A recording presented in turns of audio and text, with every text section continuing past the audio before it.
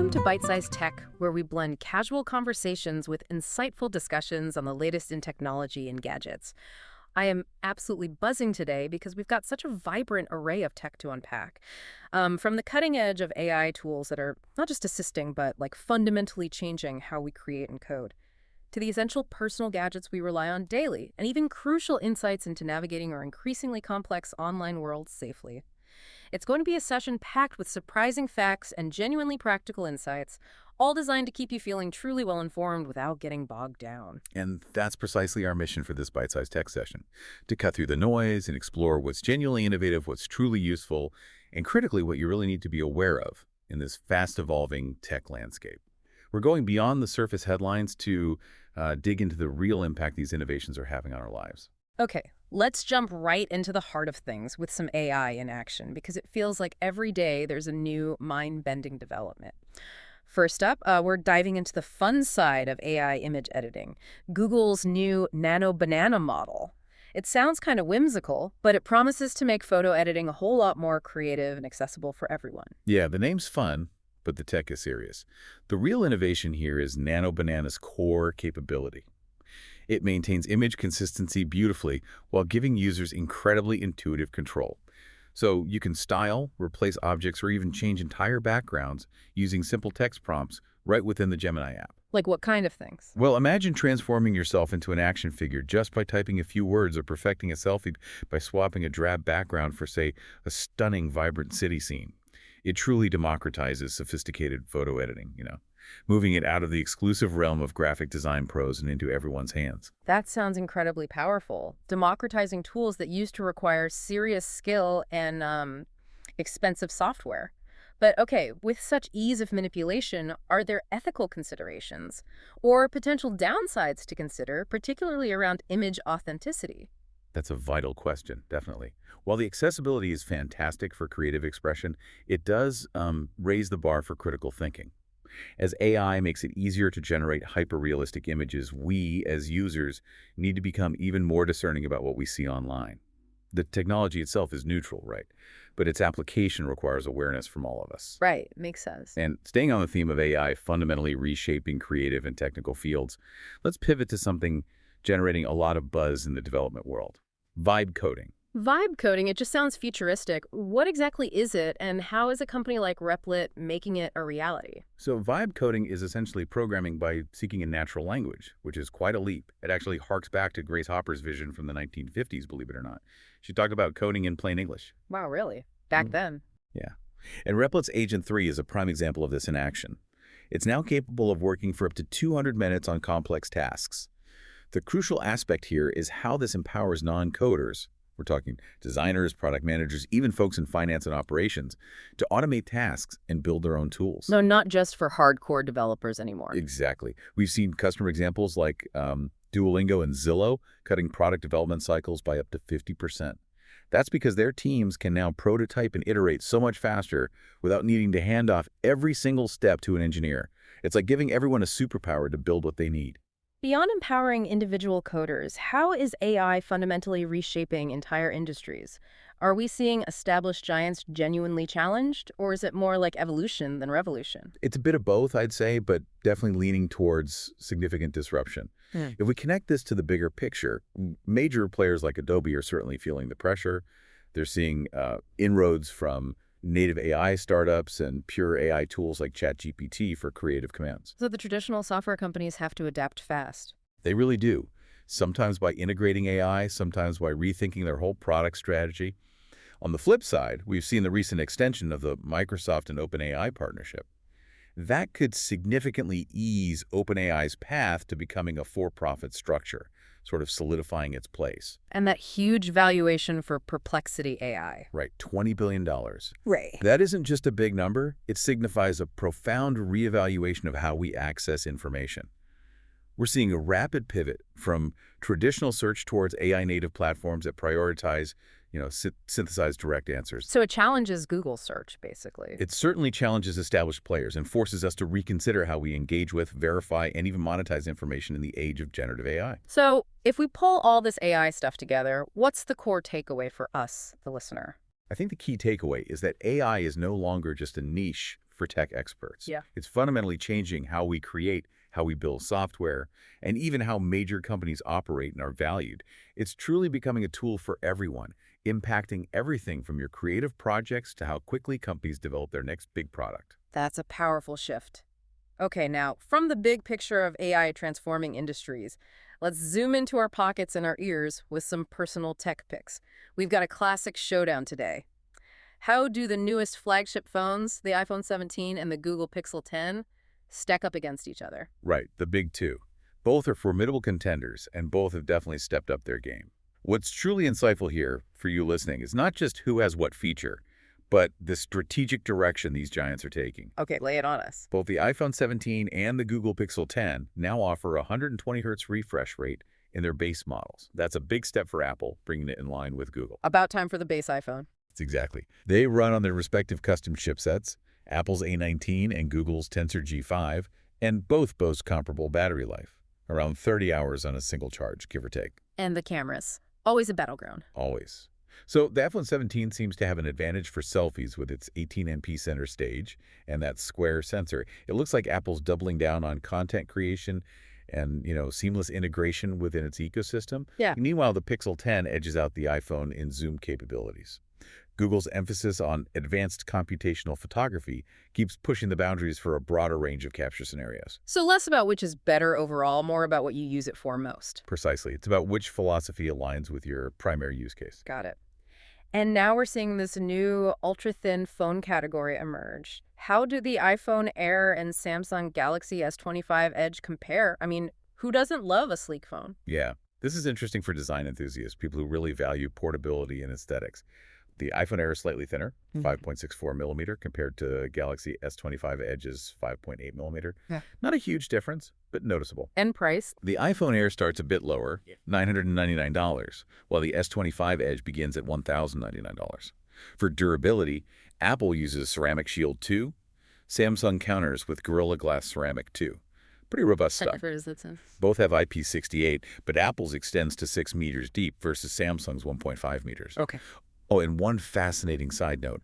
The iPhone Air's release in China has actually been delayed because of eSIM approval issues. Really? Why is that? Well, it isn't just a minor delay. It kind of highlights a broader challenge for global tech companies navigating these really stringent national regulatory frameworks, especially when it comes to controlling telecom infrastructure and data within their borders. Huh.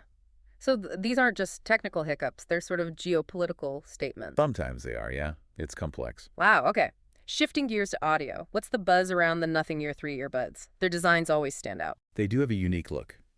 The Nothing Ear 3 earbuds are quite intriguing.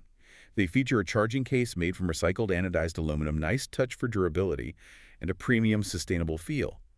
But what really stands out about this release is the inclusion of a new super mic and a dedicated talk button. A talk button? What for? Well, Nothing hasn't explicitly stated its function yet, but speculation is high that it could integrate seamlessly with an AI assistant like ChatGPT, offering a quick, hands-free way to interact with AI. Interesting. We're expecting an official reveal on September 18th, 2025, so we'll find out for sure then. Okay, mark the calendar. But not all new tech launches go perfectly smoothly, right? Sometimes there are a few, shall we say, teething problems. What's happening with some Pixel 10 accessories? Ah, yes. Indeed, new gadgets often have initial bumps, and it's always good to be aware. We're seeing reports of issues with Google Pixel 10 Pixel Snap accessories. Like what? Specifically, users are experiencing high temperatures during wireless charging with the new Ring stand. One user even described it as feeling like touching the side of a kettle after overnight charging. Ouch, that's not good. They're not ideal, no. There are also complaints about loose screws in the Ring stand itself, so for now, it's probably best to maybe avoid overnight wireless charging with that Pixel Ring attached, or at least keep an eye on it. A kettle. Wow. That's certainly not ideal. It just goes to show, doesn't it? Even with cutting-edge tech, sometimes the most basic things like heat dissipation can cause the biggest headaches, especially for something you rely on daily. Exactly. It's a reminder that user experience isn't just about cool features, but fundamental reliability. True. And speaking of reliability and making life easier, I hear Gmail has a new purchases tool. Sounds incredibly practical. Yes. This is a very welcome update, actually. It really cuts through inbox clutter. Gmail's new purchases section basically centralizes all your online order and delivery update emails into one organized place. Oh, finally. Yeah. It makes tracking packages and keeping tabs on your online shopping much, much easier without those crucial emails getting lost in your main inbox. It's a small thing, but a significant quality of life improvement. Definitely need that.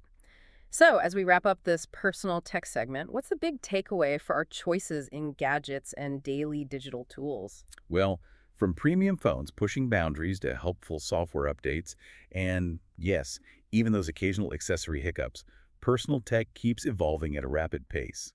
While these innovations bring new conveniences and capabilities, it's clear that sometimes new products come with initial bumps. The insight here, I think, is to balance the excitement of new features with a pragmatic understanding of real-world use and potential early adopter issues. Be aware. Good advice. Now, onto something serious but essential for everyone plugged into the internet. Staying safe and connected. Surfshark CEO recently dropped a pretty stark warning, and I quote, AI means that scammers don't even have to be good at scamming anymore. It's kind of chilling. It is, and it's a critical point for everyone to internalize. The Surfshark CEO's warning highlights a huge increase in data breaches and data misuse globally.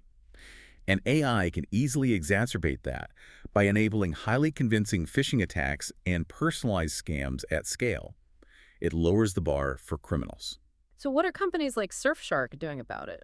Well, they're developing a new phishing prevention tool, for one. Their broader vision, they say, is to become a kind of super app for security, extending protection beyond your digital life, maybe even into the physical world, though the details on that are still a bit vague. They've also released free Surfshark DNS servers for privacy-conscious users and maintain a strict no-logs policy, which has been verified by independent audits, even with their Netherlands headquarters. That no logs part is important. Very important. And it raises broader questions about how we think about privacy in a global context, given the evolving sophistication of threats. Definitely. That's a lot of ground for online safety. How about other ways we can enhance our online privacy? VPNs seem common now. Yeah, beyond Surfshark, other services are also enhancing privacy. Norton VPN, for example, offers over 100 server locations in more than 65 countries. They have advanced features like double VPN that routes your traffic through 2 servers for extra encryption and IP rotation, which cycles your IP address every 30 seconds for better anonymity. IP rotation every 30 seconds. Wow. Yeah, makes you harder to track. Then there's the Tor project. They've launched their own VPN, currently in Android beta. This routes traffic through the actual Tor network and uses specialized bridges. Think of them as disguised entry points, like something called Ops4 and Snowflake. Bridges. Yeah, they're specifically engineered to get around internet censorship by making it really difficult for authorities or ISPs to detect and block Tor traffic.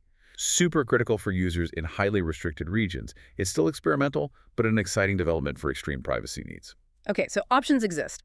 But this brings us to a major concern that impacts everyone. AI and the spread of misinformation, especially during breaking news events. We've seen examples where it just completely misfires. This is a huge challenge, and it really puts the onus back on human vigilance. AI chatbots, like Perplexity and Grok, have been shown to repeat and validate false claims with alarming confidence. With confidence, even if it's wrong. Exactly. A stark example was during the Charlie Kirk shooting incident. Bots provided confident but totally inaccurate answers and even upscaled blurry images with inferred, non-existent details. Made things up, essentially. I know. The problem is that algorithms don't call for comment, right? They prioritize the loudest voices or the most frequently repeated information, even if it's wrong, over accurate stuff. Falsehoods can easily drown out authoritative reporting. This leads to what's called the liar's dividend, where people can claim real information is fake because AI can generate convincing fakes. It just muddies the water. So we need human fact-checking more than ever. Absolutely. And critical thinking, skepticism. And as AI becomes more prevalent, it's also facing increasing regulatory and legal challenges. It feels like the legal system is constantly playing catch-up, doesn't it? It really does. The Federal Trade Commission, the FTC, has launched an inquiry into 7 major tech companies: Alphabet, Character Technologies, Instagram, Meta, OpenAI, Snap, and xAI. They're specifically looking at how their chatbots prevent harm to children and comply with COPIA, the Children's Online Privacy Protection Act. Important stuff. Definitely. OpenAI is also facing a wrongful death lawsuit related to a California teenager, which highlights these emerging questions around AI's liability who's responsible when it goes wrong. And separately, Perplexity AI, we mentioned their valuation earlier, is being sued for copyright and trademark infringement by Encyclopedia Britannica and Merriam-Webster. For what? They allege the AI tool plagiarized definitions and stole traffic. So yeah, the crucial thing to understand here is how quickly the legal and ethical frameworks are trying to catch up with the tech, defining the boundaries of what's permissible and responsible. A lot to watch there. Okay, shifting gears a bit, but still focused on connectivity. Yeah. How can we boost our home network with the latest tech? Wi-Fi always seems to be getting faster. It does. For home connectivity, Wi-Fi 7 is here, and the TP-Link Archer GE650 is a standout example. It's marketed as an affordable Wi-Fi 7-powered gaming router, and it seems to live up to it. How fast are we talking? It apparently delivers top performance, achieving 2.019 gigabits per second at 15 feet in testing. That's seriously fast. It includes gaming enhancements like accelerators and access to a gamer's private network, customizable LED lights if you like that sort of thing, and even comes with a 2-year warranty. So, good for gamers or heavy streamers? Exactly. It's designed to provide robust and fast connectivity, especially for bandwidth-intensive activities like gaming and 4K or even 8K streaming. Makes your home network feel truly next-gen. That's great for home users, but what about internet access in the great outdoors? Can we still get online when we're truly off the grid, maybe in a national park? People want to share those photos. Yeah, gotta share the epic pics. An Ookla report actually shed some light on national park internet speeds, and the findings are quite interesting. Sequoia National Park was found to have the fastest median download speed at 163.3 Mbps, which is pretty good. But Death Valley was the slowest at just 7.56 Mbps. Shows the huge disparities. Big difference. Huge. But what's really insightful here is that Starlink satellite internet often offers significantly faster upload speeds in many parks. So it provides a practical solution for getting those photos out or staying connected even in remote locations where traditional cell service struggles. It's literally bringing high-speed internet to places previously considered digital dead zones. Starlink is making a difference out there. So what's our final takeaway for staying safe and connected, whether we're in our living room or out in nature? I think protecting your digital life requires both personal vigilance, being careful, and awareness of the ongoing battles being fought by companies and regulators. Yeah. Know what the threats are. And while connectivity is expanding everywhere from your living room to remote national parks, the quality and speed still vary widely. The insight here is really to be adaptable and informed about your options, whether that's using a VPN, getting a new router, or maybe even looking into satellite internet for those truly off-grid adventures. Wow, what a whirlwind of tech news and insights. From AI that's redefining creativity and coding to the gadgets in our pockets and the robust networks that connect our homes and even national parks. Technology, for all its innovations and challenges, truly continues to shape our daily lives in profound ways. I hope you're feeling as informed and curious as I am after this session. Definitely. And if we connect this to the bigger picture, in this rapidly advancing tech landscape, maybe the real super app isn't a piece of software. Maybe it's just our own critical thinking, our ability to constantly adapt, question, and assess how new tools and trends fit into our lives and what their true implications are. That's the most powerful tool you have. That's a great thought to end on. Thanks for tuning in to Byte-Sized Tech. If you enjoyed this episode, like, comment, share, and subscribe for more fun tech discussions.